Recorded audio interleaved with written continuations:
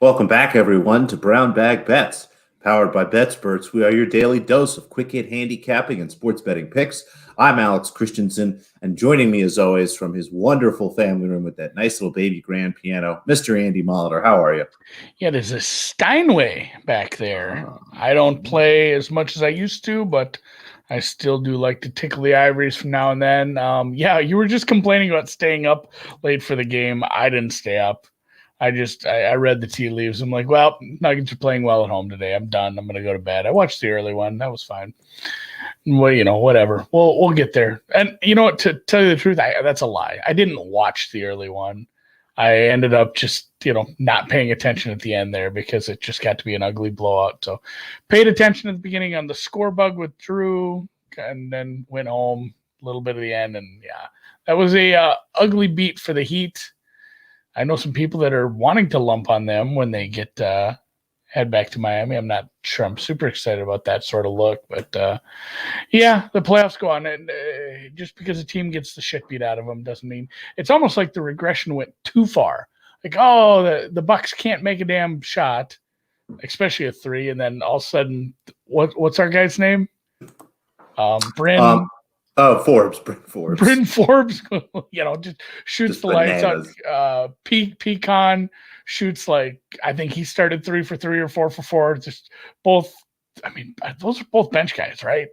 Yeah, they don't really start a shooting guard. Yeah, so those guys come off the bench and just light it on fire. The game's out of hand instantly. It got ugly. So, yeah, the bad game there. I mean, good for us. Congrats on your 4.5. I laid some 5 because I couldn't find a 4.5 by the time I remembered it. Should have laid 15. Yeah, I should have laid every alt spread. I should have laid every alt team total over, Heat team total unders, jeepers cripes. But yeah, a lot of fun there. Not a big night of the NBA. It's funny. I mentioned I loved how they did the 4 games and 4 games, and now they're getting all screwed up. So 3 games tonight. It's a little better, but player props weren't brutal. Kyle, it depends which ones you bet. Maybe they were for you. I didn't really play any. I played 2. They juiced out, whatever. So I had some Jokic assist overs that didn't work out. I was excited. He had 3 in the first quarter, but they bumped him down to 2 for some reason. He got de-assisted. De-assisted. That's never great. I don't love that right off the bat. Figure home scorekeeper would leave it on there. Yeah, the official ruling apparently was changed on the assist. It's not like hockey where you can get tripped. 3 guys can get an assist. Speaking of hockey, before we get into tonight's NBA, my guys, the Wild, I don't really follow all that closely, but they staved off elimination. We'll head back to St. Paul, I think tomorrow for Game 6 of the X. So I guess I'll cheer for the Wild a little. I mean, if anybody can in the chat there has a hockey play, I will legitimately put you on the screen and be like, this is our user hockey pick for the day, because I don't have any hockey picks. I don't even know who plays tonight. Actually, I have my score app up. I have the WNBA scores. Looks like Maple Leafs Canadiens and Preds Hurricanes. Preds kind of came snarling back there. Now it's 2-2. Carolina's laying about $2 tonight, but man, I'm not going to lay $2. I'm already very invested in the Hurricanes. So hopefully the Canes get it done and we can just take care of that series all together. And then, yeah, Kyle says he got hooked on the Giannis rebounds under. It's amazing how those player props often will find the median projections that they put out and end up right there. So Patrick says seeing an NHL game in Nashville is surreal. Nash Vegas, baby. That's on a bucket list. I've never been down. I've been to Tennessee. I just never have partied down in Nash Vegas. That's a bucket list for me. So no picks tonight I've seen in the sheet, but we can go over the games quick, I guess. Boston. Boston and Brooklyn. That's another big number. I asked Drew this question last night. I kind of want to ask you, if you had to pick a series, which series is most likely to be a sweep? Because this is not the one he picked. If I had to pick a series most likely to be a sweep at this point, it's probably the Sixers. It's the Sixers or Brooklyn probably, but I think it's the Sixers. I think Boston will get a game at home. I actually don't think we're going to get any sweeps. I think the Sixers lose a game in Washington, gentlemen sweep there. But if I had to pick a team, I think the Sixers probably sweep. It's hard to see anyone else. I'm going back through. We've already have no chance of a sweep in Denver, Portland. I'm not expecting the Mavericks to sweep. I'm not expecting the Suns to sweep. Try to think of going through the other series, but no, I think that's pretty much it. I'd probably say the Sixers have the best chance. I think we landed on Brooklyn and the Sixers. He went with the Sixers. So, yeah, Brooklyn at home again, laying 10. We talked about this too, laying 9, almost 10. But it's going to be one of those where, Brooklyn might sweep, might be a gentleman's sweep, but they might not cover all these numbers because this is just, if they cover this, it's going to go up. You might see, it'll head back to Boston. That'll be interesting to see what they hang there. But if they do cover this, I might be interested in Boston when they return home. 228 for a total there. And then this is the one where it got a little interesting based off not only the game 1 number, but the game 1 result. LA Lakers, a 2-point favorite in Phoenix, total 210. Are we seeing a weird adjustment on that one? It's partially because DeAndre Ayton's out, so he's worth a couple points, probably 2, something in that range. And then Chris Paul isn't 100%. We don't know what happened to him last game. They said it's a stinger. I'm still not sure what that is after years and years of watching football and hearing about whatever the heck that is. He could be okay. He should be okay. So you have some adjustments for that. And then the Lakers, again, coming off a loss, there's always a little bit of adjustment the other way. So I think this is mostly an injury adjustment. Sure. But if Chris Paul's playing and he's healthy, Phoenix should still be in a nice spot here. We'll see how it goes. I mean, Ayton's important, but I don't know that he's necessarily crucial. The problem is the guy's coming in behind him. It's going to be a lot of Dario Saric tonight, and that's not going to be great. So make sure you pay attention to those minutes. That's kind of what I'm going to be doing. Again, this is on late, so I'm not sure how much of this game I'll watch. But if I see Saric come in or playing big minutes, I'll probably look to grab some Lakers live when he's on the floor. Nice guy, very good player, but just really not athletic enough to be on the floor and not defensively good enough to be on the floor here. So I think this number makes sense to me. I keep staring at Phoenix and talking myself out of it, but we'll see how it goes. Again, I'm feeling pretty good. We've got our Phoenix series price. We're up 1-0, so I'll just let that ride. Yeah, that's the other thing. You're already sitting on a pretty nice series price there. And yeah, I get it with the injuries. Maybe one more game for LeBron to get a little healthier too. Maybe that's the after that nasty spill he took the other day too. So hopefully, thoughts and prayers out to Brown. Hopefully he's feeling better. The other late game, I think this is even later. This is like 10:30 Eastern time. This is not finishing until tomorrow if you're on the East Coast. Dallas at the Clippers.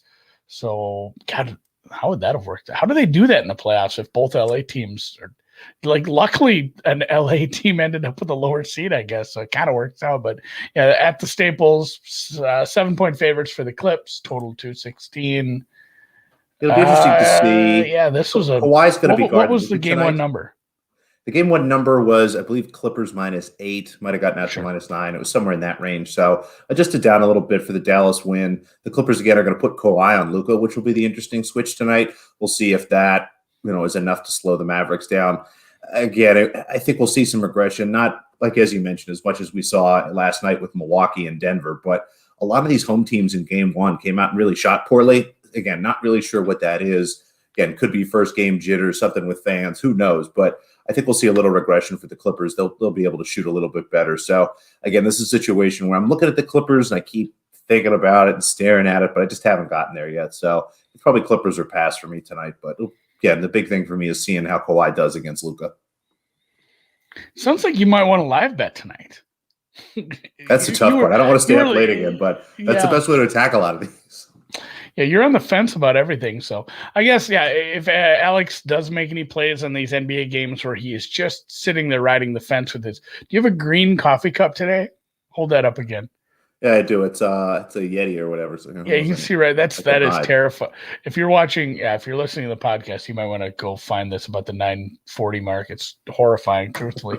But follow Alex on Twitter @_noobs. Follow him on BETSPERTS just Alex Christenson, all one word. Mm-hmm. If he does have any NBA plays, I'm sure he'll post about it and let everybody know if he does end up nailing anything. I actually have a couple plays today. I ended up adding to my card. I gave out some outrights yesterday. You can find those numbers for the most part, still, I'll have more matchups tonight. We'll be previewing Colonial Country Club tonight on Approaching the Green with Pam, and we go over all our plays. She's on a hot start. I don't think she's ever missed a miss or make the cut bet now. Like Griot had to birdie the last hole to make the cut, and he certainly did, and she cashed another one. So that's probably, I'll be playing her make the cut bets, but I will have all my outrights. We'll have outrights, we'll have head-to-heads, we'll have prop bets and everything we do on that while I play this course, which I already played. Course record 61. It's going to be within my reach, I think. But yeah, so far, a couple matchups I played right off the bat. Glover over Palmer at a plus number. I make this one pretty much a coin flip. Palmer's a guy I've backed in the past too, and Glover's a guy I've not always been in love with some just the way his putting goes here and there. But yeah, at this number, I make that some value. And then this is a guy's name. I'm not even sure I'm saying it right. Kazire? That sounds good. I've watched so much golf on mute that I'm still like, I don't even know how to pronounce some of these names that I bet on repeatedly. But him over Vegas. Vegas is a fade for me at this price too. So minus 105. I found both those this morning. Bet those this morning. I will have more matchups. Matchups did good last week. I went 6-4 on the big ones, and there were some decent plus numbers in there. So it's always nice when you can offset a little juice with a few of them props being, or a few of them head-to-heads being like plus 110, plus 120, taking care of business there. So check that out tonight, 7 Central, 8 Eastern, 5 Pacific. Is that right? Approaching Green right here on the same YouTube channel. I will probably set a course record, and we'll get weird with it. So how often do you set the course record? Is it every other time, every time? Like what's your the one time I forgot to set, I had the settings like jacked up a little, and it was a little tougher to play, so I didn't. But yeah, I shot like a 60 last time. I think the course record was a couple over that. So this is it's a par 70. So the course record's 9 under. I think I can get there. I played it yesterday. I may have holed out on a couple of par 4s. I might have had some silly eagles, so I shot a very silly record there. But yeah, and then after that, of course, I will be fasting due to the respect for Phil. Tennis marches on. Your order of play got goofed as it often does. I mean, just there's one from yesterday that hasn't started yet. Yeah, I'm trying to remember which underdog it has talking about tennis. It's Burrell or Burrell. Yeah, Burrell's tomorrow. I don't think that's till like tonight or overnight. That's actually tomorrow morning, I think. That got pushed back. Looks like this number is mostly gone, unfortunately. So good for us if you got on at plus 190. I would play this down to plus 180, which I think you still might be able to find, but it's on the move and might be gone now. So hopefully you grabbed that yesterday, but that's probably not going to be till tomorrow morning, unfortunately. Yeah. The parlay came through. Aruba Reba and Muhammad easy squeezy. Muhammad had a little trouble, but she dominated the third set. Another one you gave out yesterday was Kong over Vajeli. That's another one that's going to start in like 20 minutes. And that number has also been beat up a little. Like you gave out Kong at a pretty decent price.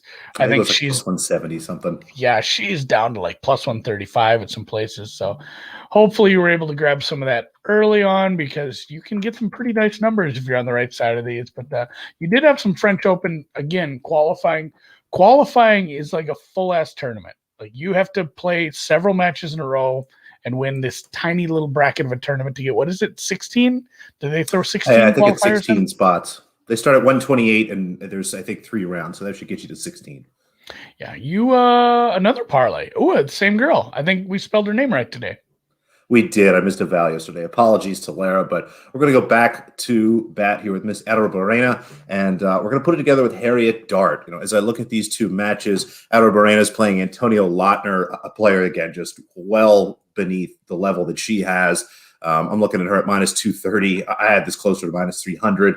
So happy to grab her and put her together with Harriet Dart, a younger player, again, not her best surface, to be perfectly honest, but talented, getting better on the clay, has been starting to pick up some wins. She's going against Gabriela Talaba, again, a player who is at a much lower level. She's used to playing ITF tournaments and kind of like lower level UTR type things. So surprised that she even had enough points, frankly, to get into qualifying here. So two women that I think should be well into the minus 300s, both less than, looking at minus 230 for Lara and minus 275 for Dart. So happy to put that together. And then we have it over, Andy. We're not going to stack it. I don't know if this goes 3 sets, but Korpatch is playing Schmedlova here. And Korpatch, a pretty big underdog. Was surprised that this line was so wide. And instead of betting her as an underdog, I love the over 19.5 here. Was even able to find this at standard juice. Would play this up to 20 standard juice, frankly. Just going to be a really long match. We have a defensive player in Schmedlova. Korpatch is a pretty solid server. I think we're looking at least a 7-5. Might even look at betting. Yes, there will be a tiebreaker here when that stuff opens up later tonight. So I think we'll have a nice long 2-set match. Maybe I will talk myself into sprinkle in the 3 sets, but haven't yet. Didn't love that price when I saw it earlier. We'll see how this goes. And again, I'll do a little more research this afternoon, but really like this over 19.5. Would play this up to over 20. That's nice, boy. If you do get your tiebreaker on 19.5, then you can turn the match off nice and early. Like you just need that 1-1. It's nice that's my favorite part about tennis. And truthfully, you shouldn't ever turn a tennis match off or unstart on your flash score because never over. It's never over because especially the WTA, you get. I don't know. Is there empirical evidence, or am I just being an asshole? Like, do you think there's more retirements in the WTA than ATP? Well, I don't know if there's retirements. There is more comebacks at the end of the day. But I mean a total. Once if you got a tiebreak, you get to 1-1, you're fine. Yeah, there isn't. I don't think there's more retirements in the WTA than there is the ATP. It's just you have stuff like we had that 3-set under that almost. I don't know if that's ever happened in the ATP, and if it does, I have no memory of it. It happens in the WTA a couple times a year.